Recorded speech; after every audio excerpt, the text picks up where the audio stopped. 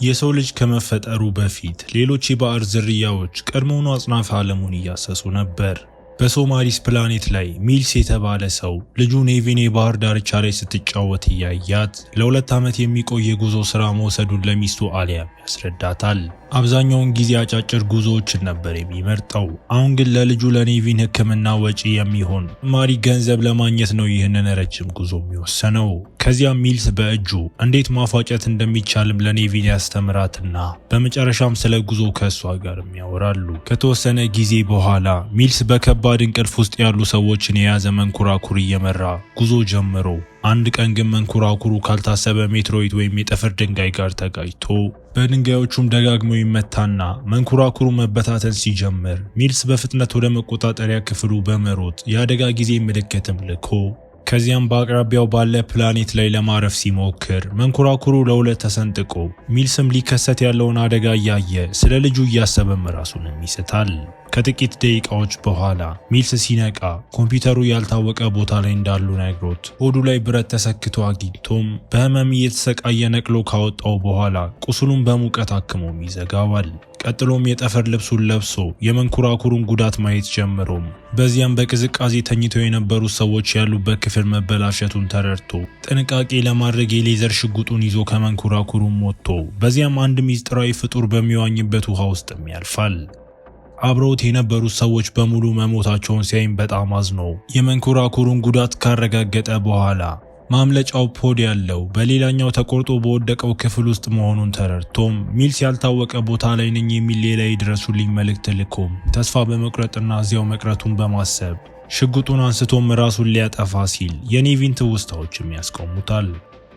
ከዚያም የልጁን ድምፅ ለመስማት ብሎ የላከችለትን የተቀዱ መልእክቶች ሰብስቦ እያለ በድንገት ግን ኮምፒውተሩ በአቅራቢያው የሚሰራ ሌላ ክፍል እንዳለ ጠቁሞ ሚልስ በፍጥነት ሄዶ ሲያይም ኮዋ የምትባል ተጓዥ በህይወት አግኝቷትም ወዲያውኑም ያስወጣታል። ወደ መንኮራኩሩ እየተመለሱ ሳለ ሚልስ መሬት ላይ ትልቅ የእግር አሻራ ያይና ይህም ፕላኔቷ ከ65 ሚሊዮን ዓመታት በፊት የነበረችው ምድር መሆኗንና በዳይኖሰሮችን መከበቧንም ያሳውቀዋል።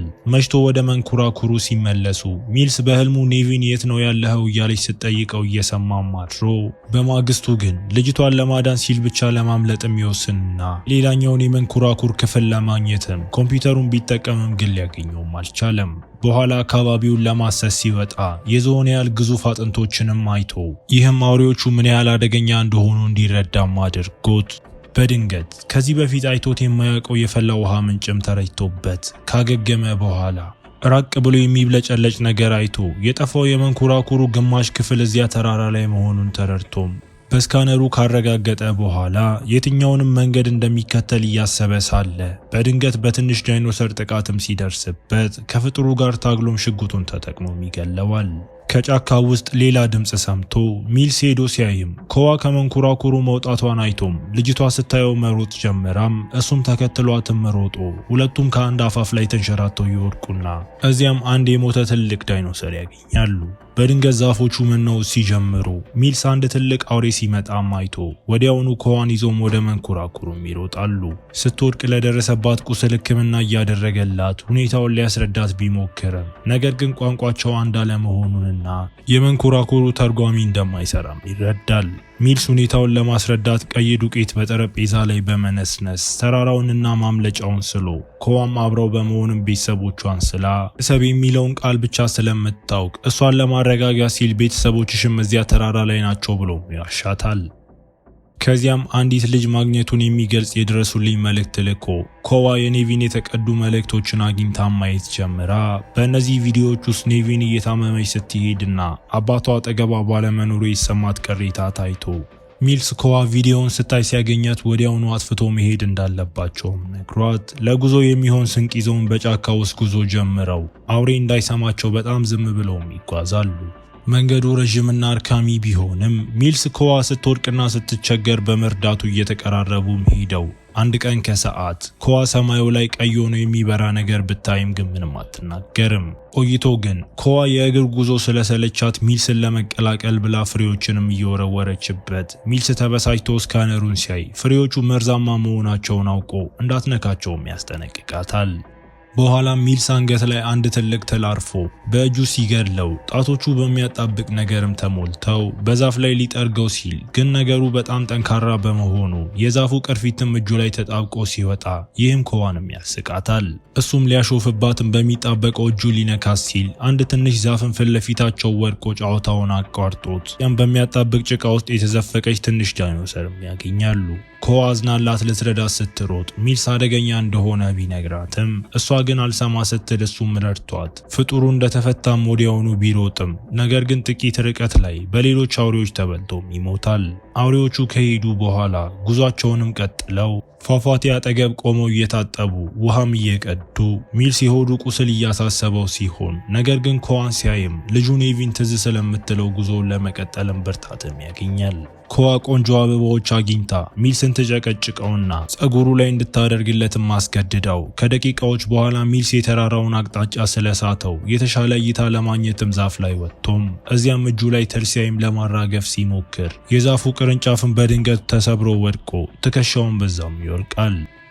ኮዋ ሚልስ ትከሻውን ወደ ቦታው እንዲመልስ እየረዳችው ሳለ አውሬዎች ድምፁን ሰምተውም ይመጣሉ።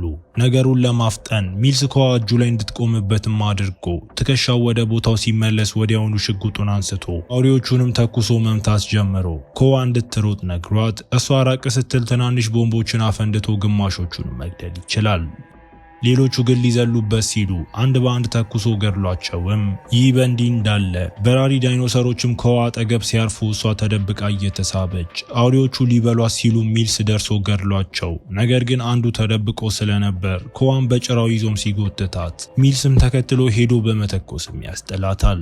ኮዋ በጣም ስለደነገጠች ከሷ አጠገብ መሆን ብትፈራም ሚልስን በትዕግስት ራቅ ብሎም ተቀምጦ ሲመሽ ሚልስ ለኔቪን ያደርግ የነበረውን ማፏጨት ሲጀምር ይህም ኮዋን አረጋግቷት እሷን በራሷ መንገድ መልሳ በማፏጨት ጉዞውን ለመቀጠልም ተስማምታ ብዙ ከተጓዙ በኋላ ወደ አንድ ዋሻም ይገባሉ።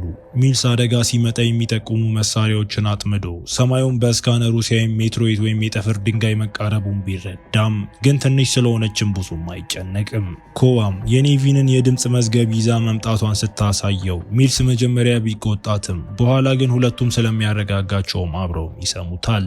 ሚልስ ሊተኛ ሲሞክር ሚስቱ አሊያ ደውላ ኔቪን ሆስፒታል ውስጥ መሞቷን የነገረችውን ቀን ትዝ ብሎትም አልቅሶ ሌሊት ላይ አደጋ ጠቋሚው ሲጮህም ሚልስ ኮዋን ሲያይም አፏ ውስጥ ትል ገብቶ አግኝቷት ትሉን ገድሎትም ኮዋም የተረፈውንም ትጠፋለች።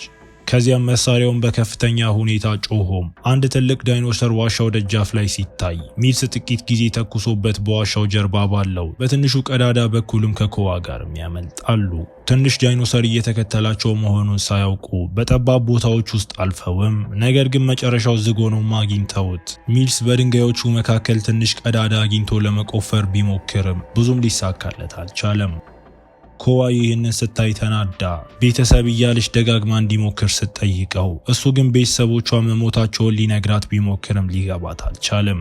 ሚልስ አንድ ሀሳብ መጥቶለት ቦምብ ተጠቅሞ ቀዳዳውን ለልጅ የሚሆን ያህል ካሰፋው በኋላ ኮዋም ወደ ውስጥ እንድትገባ አድርጎ እሷ ማለፍ መቻሏን ስታረጋግጥለት እሱ ሊከተላት ሲል ግን ቀዳዳው ተደርምሶም ሚልስ ኮዋን በማጣቱን በብስጭትም ይጮሃል። በዚያው ቅጽበት ዳይኖሰሩ ሲመጣ ሰምቶ ሽጉጡን ይዞ ወደ ዋሻው ተመልሶ አውሬው ሊያጠቃው ሲል ቢተኩስበትም ነገር ግን አውሬው መጥቶ ሽጉጡንም ያስጥለዋል።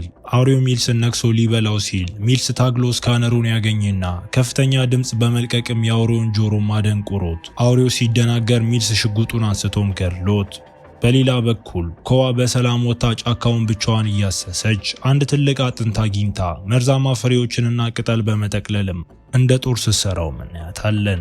ሚልስ ከዋሻው ወጥቶ ትልቅ ሜትሮይድ ወደ ምድር እየመጣ መሆኑን አይቶም ያየው ትንሽ ድንጋይ የትልቁ ስብርባሪ እንደሆነና በጥቂት ሰዓታት ውስጥ ምድርን እንደሚመታም ተረድቶም ወዲያውኑ ኮዋን ፍለጋ ሲሄድ እሷን በአውሬ ተጠቅታ ስትጮህም ሰምቷት ኮዋ ዛፉ ስትደበቅ ሚልስ ወደ እሷ ሲሮጥም ጭቃ ውስጥ መስመጥ ጀምሮ እርዳታ ቢጠይቅም መናገር እስከማይችል ድረስ ሰምጦም ኮዋ ድምፁን ሰምታ ድፍረት ታገኝና አውሬው ዛፉ ውስጥ እስኪገባም ጠብቃ ቦምብ ወርውራበትም ትሮጥና ከዚያም ሚልስን ከአሸዋ ውስጥም ጎትታ ማውጣት ትችላለች። ሁለቱ በደስታ ከተቃቀፉ በኋላ ሚልስ ስለ ሜትሮይቱም እያስረዳት በመጨረሻም ተራራው ስርም ደርሰው ኮዋ መጀመሪያ ትወጣና ገመዱን በሚገርም ሁኔታ ዛፎች ላይ በማሰርም የሚልስን ክብደት እንዲችልም አድርጋ የመንኮራኩሩን ግማሽ ሲያገኙት ሚልስ ወዲያውኑ አብርቶትም የሚወስዳቸው መርከብ እየመጣ መሆኑንም ያረጋግጣል። ኮዋ ቤተሰቦቿን ስትፈልግ የነበሩበት ሳጥኖች በሙሉ መከስከሳቸውን አይታ ሚልስ ስለዋሻትም ተቆጥታው እሷ ስታለቅስ የኔቪንን ፎቶ ማሳይቶ እሱም ልጁን ማጣቱንና እሷን ግን ማጣት እንደማይፈልግ ሲነግራት ኮዋም ይቅርታውን ተቀብላም ታቅፈዋለች። የሜትሮይቱ ፍንጣሪዎች ምድር ላይ መውደቅ ሲጀምሩ በፍጥነት ወደ ማምለጫው ፖድም ሮጠው ሚልስ የማስነሻውን ቁልፍ ሊጫን ሲል አንዱ ፍንጣሪ መንኮራኩሩን መጥቶ ፖዱ ተራራው ላይም ተንከባሎ ሁለቱም ራሳቸውንም ስተው ኮዋ ቀድማ ነቅታ መንኮራኩሩን ለማስነሳት ብትሞክርም ቦታው ትክክል ስላልሆነ ግን አልቻለችም። ሚልስ ሲነቃ ሁለት ትልልቅ ዳይኖሰሮች ፖዱን አጥቅተውት ሽጉጡ ውጪ ስለወደቀ ሚልስ ወጥቶ ሊያመጣው ሲልም ሽጉጡ እንደማይሰራም አውቆም አውሬዎቹ ከበው ሳለ ኮዋ የኔቪንን ቪዲዮ በስካነር ስታበራው የኔቪን ምስልም ውጪ ላይም ይታያል። ሚልስ ልጁን ለመጨረሻ ጊዜ ያየ መስሎት እያለቀሰ ያለ ዳይኖሰሮቹ ግን ምስሉን እውነት መስሏቸው እነሱን ሊያጠቁ ሲሉ ሚልስ አንዱን መግደል ችሎም ኛው አውሬ ፖዱን ሲገፋው ፖዱ ለበረራ ወደሚመች ቦታ መስተካከል ችሎ ሚልስ ይሄኛውንም አውሬ ቢገድለውም ነገር ግን በዋሻ ውስጥ ተኩሶበት የነበረው አውሬ ተመልሶም ይመጣል። ሚልስ ወደ ፈላው ውሃ ምንጮች በመሮጥ አውሬውን እንዲከተለው አድርጎት የፈላው ውሃ ፊቱ ላይ እንዲረጭ በማድረግ አውሬው ሳይሞት ሲቀርም ኮዋ መታ ቀድማ ያዘጋጀችው መርዛማ አጥንት አይኑ ላይም ሰክታው አውሬው ሲንፈራገጥ ሌላ የፈላው ውሃ ሆዱን ይበሳውና በአሰቃቂ ሁኔታ ሲሞትም እናያለን። በመጨረሻም ሜትሮይቱ ምድርን መጥቶ ዳይኖሰሮችን ከማጥፋቱ ሰከንዶች በፊት ሚልስና ኮዋ በፖዱ አማካኝነት ወደ ጠፈሩን በረው አውቶፓይለቱ ወደሚቀበላቸው መርከብ ወስዷቸውም ወደ ቤታቸው እየሄዱ ስለሆነ ሚልስ አይኑን ጨፍኖ ልጁን በማስታወስ ሲያዝንም ኮዋም እጁን ይዛ ስታጽናናው እያሳየን ፊልሙ እዚህ ጋር ይጠናቀቃል። እስከ መጨረሻው አብራችሁኝ ስለነበራችሁ አመሰግናለሁ። እንደዚህ አይነት ቪዲዮ እንዳያመልጣችሁ ቻናሉን ሰብስክራይብ በማድረግም ተቀላቀሉን። በቀጣይ ቪዲዮ እስክንገናኝ መልካም ጊዜ